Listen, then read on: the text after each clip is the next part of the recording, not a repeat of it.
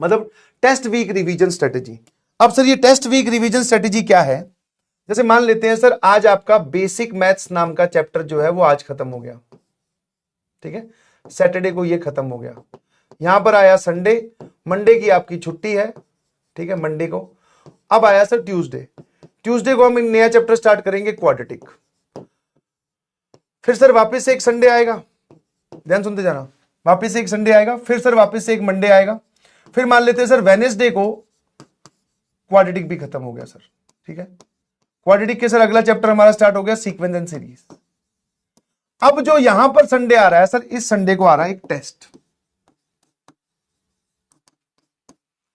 और इस टेस्ट के अंदर सर ये वाला चैप्टर आ रहा है जो कि आपने यहां खत्म कर दिया था, ये वाला चैप्टर सर इस टेस्ट के अंदर आ रहा है।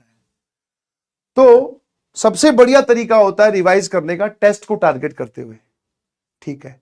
आपके पास में प्लानर ऑलरेडी अपलोडेड है, कौन सा टेस्ट किस दिन होना है, डेट क्या है और उसका सिलेबस क्या है, सारी चीजें अपलोड हो रखी है।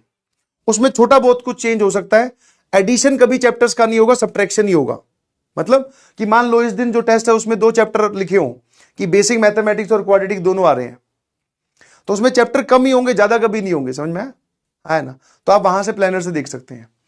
अब जिस वीक में आपको पता है कि बेसिक मैथ्स का टेस्ट होगा सर इस संडे को, तो ये पूरा आपके लिए बेसिक मैथ्स का रिवीजन वीक होगा, समझ में आया? क्योंकि टेस्ट में हमें अच्छा परफॉर्म करना है। अब ये जो सर रिवीजन वीक या फिर टेस्ट वीक स्ट्रेटेजी है वो क्या बोलती है, ध्यान सुनना। Test week strategy, test week strategy बोलती है कि जैसे मान लो आपका ये वाला वीक स्टार्ट हो गया, संडे को आपका टेस्ट है, समझना जरा ध्यान से। तो सर ऑब्वियसली मंडे भी होगा, ट्यूसडे भी होगा, वेडनेसडे भी होगा, थर्सडे भी होगा, फ्राइडे भी होगा, सैटरडे भी होगा, और यहां पे संडे को हमारा टेस्ट है। टेस्ट वीक स्ट्रेटेजी बोलती है, ध्यान से देखिएगा प्लीज, मंडे को आप इसमें 10 मिनट इन्वेस्ट कीजिए।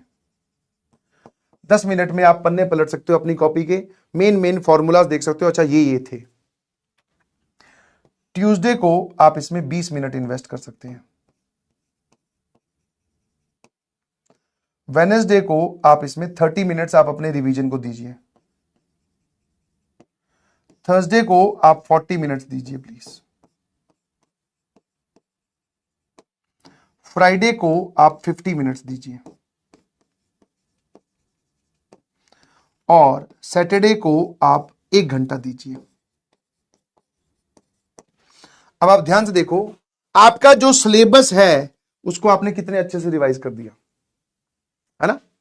एक दिन 10 मिनट ही दिए सर, इसमें तो सवाल नहीं सॉल्व हो पाएंगे, मैं भी जानता हूं। अब अगले दिन 20 मिनट दिए, तो उस 20 मिनट में सर 2 सवाल या 3 सवाल हो पाए, कुछ हमने फॉर्मूले लिख लिख के देखे।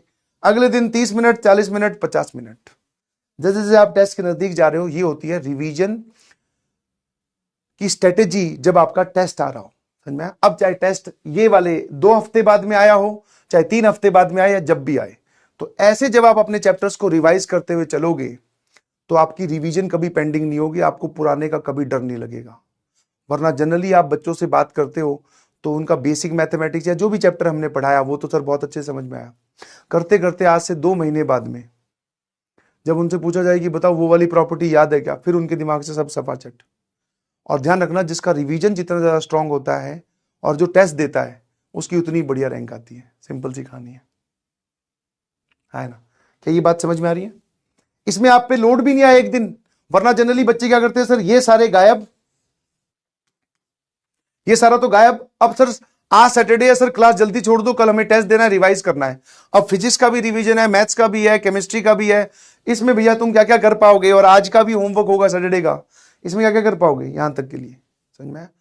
तो थोड़ा सा प्री प्लान करके चलिए अपनी प्रिपरेशन को। क्या मेरी बात समझ पा रहे हो?